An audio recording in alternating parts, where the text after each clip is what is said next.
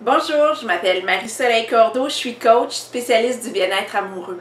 Pour celles qui ne me connaissent pas, je vous invite à visiter mariesoleilcordeau.com et vous allez voir que j'accompagne les femmes qui vivent une séparation ou qui éprouvent des difficultés en couple. Je les aide à retrouver leur joie de vivre, leur énergie et leur confiance en elles.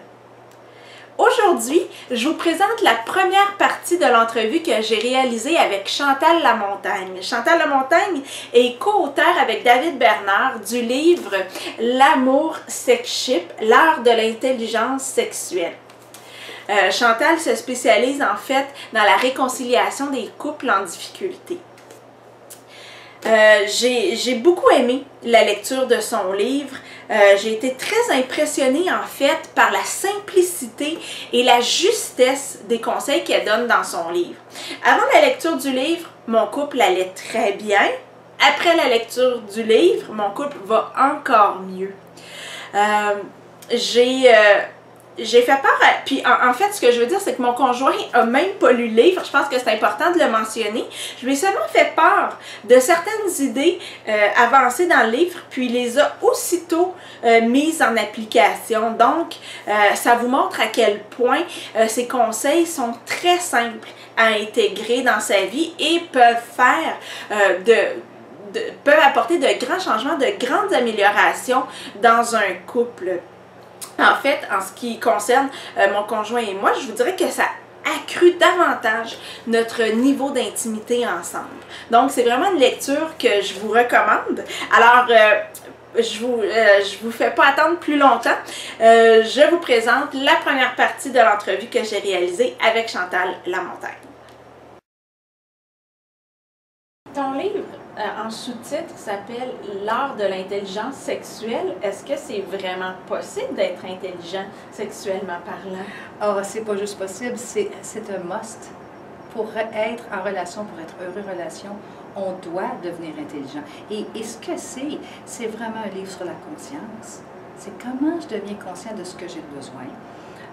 Parce que montre-moi un homme ou une femme qui n'a pas ce qu'il a besoin, je vais te montrer un couple qui ne font pas l'amour. Ils ont peut-être du sexe, mais dans tu as lu le livre, et dans le livre, on vient toujours avec le concept de faire l'amour. On fait l'amour. C'est très différent de avoir du sexe, parce que c'est vraiment un moment où est-ce qu'il y a une connexion. Et plus on travaille cette connexion-là, plus elle nous nourrit. Et plus on prend soin de ce petit nid d'amour. L'amour, c'est très fort. L'amour, c'est plus fort que la police. Mais le feeling d'être en amour, c'est une petite bulle de savon. Et ça, il faut protéger ça. Et mon expérience, c'est que les femmes ne peuvent pas vivre sans ça. Et les hommes qui savent, qui ont brisé ça, veulent apprendre. Et c'est tout ce qui est important pour devenir intelligent. C'est je veux apprendre comment faire ça. Et les gens veulent. Et quand ils l'apprennent, il y a des choses spectaculaires qui se passent. Donc, c'est quoi le secret d'une vie sexuelle réussie, Chantal? Oh, la question! C'est toujours de partir du concept qu'on est pleinement responsable. Donc, je dis aux femmes, dans une session de 90 minutes, il va peut-être avoir 40 minutes de... Fait que je les laisse vider leur peau. Puis là, je leur dis, qu'est-ce que vous avez? De quoi avez-vous besoin? Fait que c'est ma nouvelle phrase mantra. C'est ça que je lance comme mandat. De quoi avez-vous besoin? De quoi on a besoin? J'ai besoin de tendresse, j'ai besoin d'être écoutée, j'ai besoin de plus de sexe, j'ai besoin que tu ne m'interrompes pas. Bon, on va le demander maintenant. Et il y a une façon de demander. Alors, le secret, c'est de quoi j'ai besoin, de quoi j'ai vécu sans ça, qui me fait tellement souffrir, comment le demander, comment l'appliquer, parce que tu peux imaginer que une fois qu'on a vécu longtemps sans l'attention de notre mari ou sans l'affection ou de ne pas avoir choisi des partenaires, parce qu'on va parler beaucoup aux célibataires aujourd'hui, de ne pas avoir su comment choisir un bon célibataire, ça allait avoir avec moi. Alors, comment je fais pour prendre soin de moi, faire des meilleurs choix, demander certaines choses, protéger mes limites, pour que je sache, si on parle aux femmes, les femmes, c'est vous le prix, c'est vous le cadeau de l'homme. Et les femmes ne savent pas ça, n'est-ce pas? Pour les hommes, c'est « Oh, je viens de finir l'atelier des couples heureux. » Et ce qui est ressorti de ça, c'est que j'ai finalement le terme parfait, parce que je cherchais le terme dans le livre, et le livre, on parle du chevalier et de l'homme aux côtés de la déesse, mais ce que c'est vraiment, c'est que On a demandé à des milliers d'hommes, si vous pouviez être n'importe quoi pour les femmes, vous seriez qui? Et les hommes ont dit, je veux être leur héros. Fait que le nouveau modèle de l'amour sexuel, c'est qu'elle est une déesse et qu'il est son héros. Et tous les hommes sains, j'ai dit les hommes sains, il y a au moins 80% de la population des hommes qui sont sains, qui veulent prendre soin des femmes, veulent être leur héros et ils ont besoin d'être leur héros. Bien, parlons un peu des équations qu'on retrouve dans le livre, parce qu'effectivement, tu utilises beaucoup des équations simples pour bien faire comprendre les concepts. Tu expliques aussi très bien comment circule l'énergie sexuelle de la femme versus l'énergie sexuelle de l'homme. Puis je pense que c'est des concepts importants à comprendre. C'est des concepts qui sont tout nouveaux. Il y a à peine 5 ans, ça n'existait pas. C'est des concepts que jour après jour après jour, quand je travaille, je les teste et je me rends compte comment ça fonctionne bien. On explique à un homme comment tu séduis une femme. Alors, si tu regardes dans les bars, vendredi soir, les gars vont aller séduire les femmes vers le sexe. Hey, baby, qu'est-ce que tu fais? Non, il faut que tu commences par la tête. Comment tu vas? Qu'est-ce qui arrive? Qu'est-ce qui se passe avec toi? Ah, tu fais quoi comme travail? Tu t'intéresses à qui elle est. Et à ce moment-là, elle doit se sentir comme ah, il est intéressant. Elle se sent bien dans sa tête. Il faut que sa tête se sente bien pour que l'énergie circule au cœur. Puis elle dise ah, ben je l'aime bien ce gars-là, je vais continuer à lui parler. Et c'est seulement quand le cœur est ouvert que le sexe ouvre. Fait que les hommes qui demandent à leur femme du sexe, puis qu'il faut que cela, puis qui ne sont pas occupés de qu'est-ce qui se passe ici et là, ça n'arrivera pas. Alors, beaucoup de femmes donnent du sexe à leur homme parce qu'il va être plus gentil que les enfants ou parce qu'il va arrêter de chialer. Et il y a une place très fine et très délicate où est-ce que si ça te coûte, ce que je dis, c'est que ça te coûte de la force de vie, c'est pas une bonne idée. Même si je suis très pro, ça prend de faire l'amour dans un couple, pas au prix que ça te coûte quelque chose en dedans de toi. S'il manque quelque chose, il faut le demander. Autrement dit, pour l'homme, comme tu l'as dit, c'est le sexe, le cœur, puis ensuite la tête. C'est à l'inverse. C'est à l'inverse, c'est ça. Donc, d'essayer de convaincre l'autre ou d'expliquer ou on n'est pas là. On n'est pas là. Il y a une façon de faire, il y a des deals qu'on fait en bureau où est-ce qu'on explique. Il y a des moments où il y a des circonstances où je ne peux pas me donner à toi, je ne suis pas accessible à toi. Alors le travail du héros, c'est de dire qu'est-ce que tu as besoin pour être accessible. Et ça prend du courage, Marie-Soleil, de dire à un homme, j'ai besoin de dormir un petit peu plus le samedi matin. J'ai besoin de passer du temps avec mes amis. J'ai besoin que tu m'aides dans les tâches. Ça prend du courage parce qu'on vient d'une longue 20-25 années de femmes indépendantes et on n'a pas besoin de personne. Et les hommes ont... La dynamique d'un couple est toujours le yin et le yang, hein, j'en parle dans le couple. Donc, si la femme elle est très yang, ben, l'homme, il n'y a pas d'autre place à aller que yin pour que ça balance. Et les femmes se plaignent que l'homme n'est pas assez yang. Donc, c'est de demander d'être capable de recevoir. Un homme va choisir une femme basée sur le concept où il va se dire, est-ce que je peux la rendre heureuse? Est-ce que je suis assez? Parce que les femmes, on est très accomplis aujourd'hui. Hein? Hey, on a toutes nos autos, on a toutes nos carrières, on a bon. Est-ce qu'il y a une place? Et c'est à nous, les femmes, de faire comprendre que j'ai réussi plein de choses, mais tu as une place spéciale pour moi. Et voici de quoi ça a l'air. Les hommes me supplient pour un mode d'emploi. Il faut donner un mode d'emploi aux hommes d'une façon respectueuse. Et l'autre secret bien gardé, Marie-Soleil, je suis tellement contente d'avoir cette plateforme-là, c'est qu'on manque de respect envers les hommes.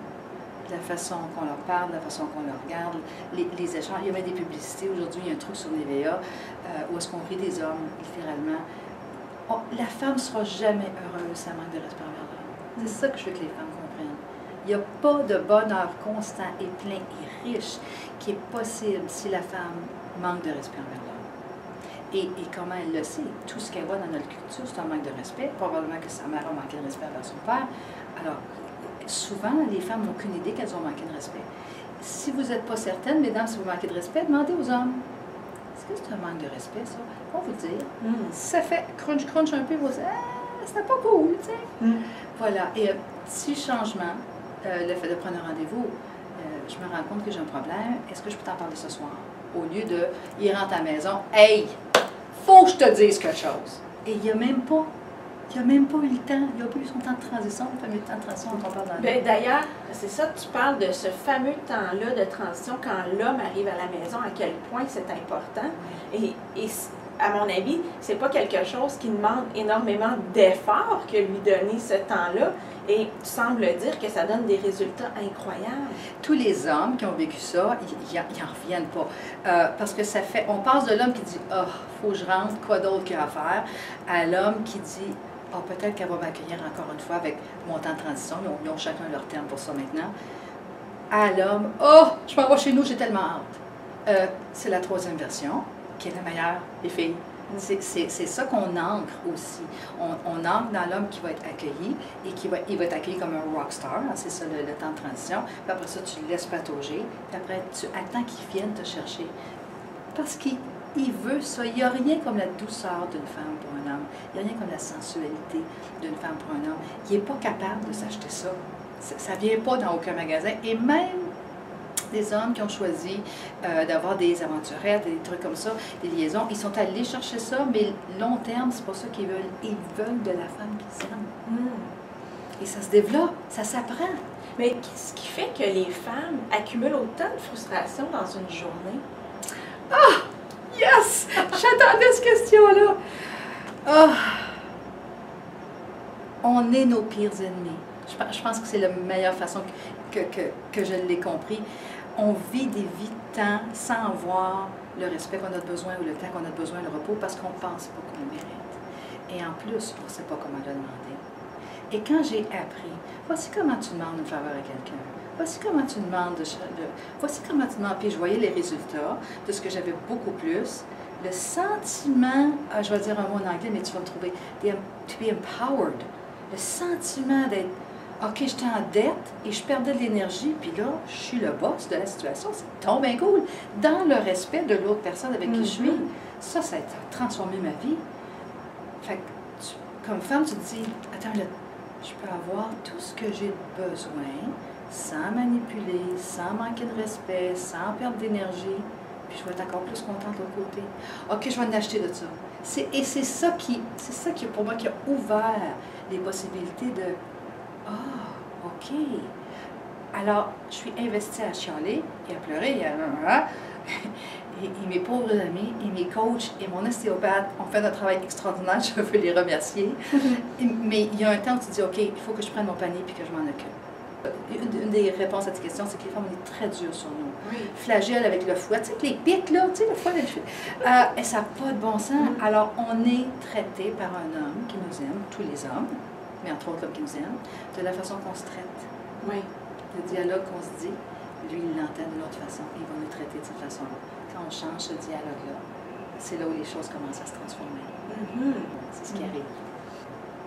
Puis, à un certain point dans le livre, tu nous dis qu'on peut réussir à améliorer notre vie sexuelle en 10 secondes par jour. Le temps de transition, on va chercher notre amoureux et on s'embrasse, un vrai bec, beurré d'en face, pendant 10 secondes. Si on fait un voice pop, on va sur la rue et on dit, Madame, quand est-ce la dernière fois que vous avez embrassé votre mari pendant 10 secondes? À nos nord, je pense. C'est pas quelque chose dans notre culture. On va en Espagne, on va dans des pays chauds. Oh, t'es reçu les becs partout. Alors, c'est quelque chose que j'encourage, c'est embrassez-vous comme si vous étiez en courtship, que vous étiez en train de conquérir cette personne-là. Ça fait tellement, il y a des échanges chimiques qui sont faits, il y a des phéromones qui sont faits, ça change le cerveau. L'homme qui est embrassé comme ça, quand il rentre à la maison, va enregistrer. Quand je vais rentrer chez nous, je vais être embrassée comme je suis une rockstar. Bon, je vais rentrer chez nous. Ça va être... Alors le pouvoir d'un vrai baiser, pas un petit peu comme ça, là, vrai, là. Tu sais, là, qu'il y a un échange, là, puis on se prend par les épaules, là. Pourquoi pas? Pourquoi pas?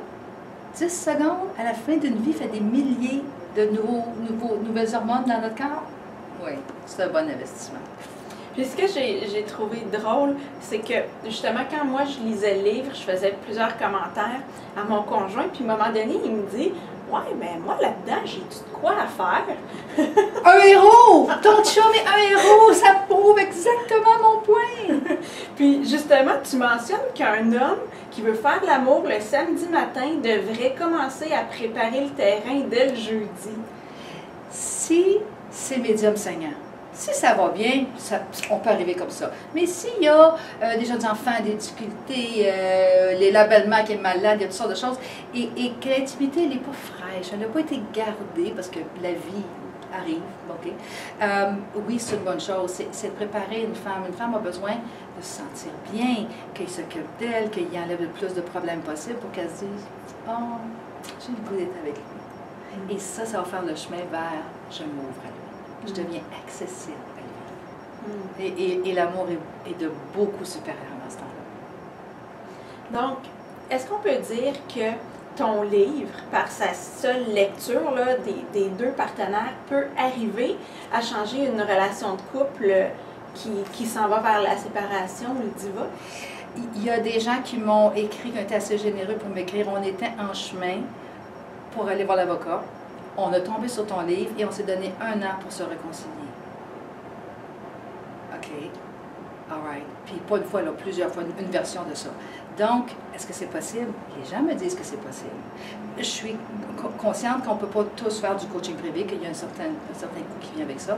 Mais la lecture du livre, elle est pour éveiller la conscience, parce que c'est là où on est rendu comme couple, comme partenaire. Et c'est pas juste, l'amour sexuel, c'est pour le couple et pour le sexe, évidemment, mais c'est partout où on va être en relation avec d'autres personnes. Toutes les relations hommes-femmes s'appliquent, tous les concepts de l'amour sexuel s'appliquent pour les relations hommes-femmes. C'est là où, quand on est conscient, et quand on est conscient de la façon de l'amour sexuel, c'est OK, je suis conscient, puis là, je le ressens, que les hommes me disent, là, je vois les erreurs que j'ai faites avec ma femme. Ah, là, il peut apprendre à défendre. Alors oui, la lecture du livre, on me dit, a créé cette espèce d'ouverture de conscience-là où, quand on est conscient, tout est possible. Merci beaucoup, Chantal. Merci à toi.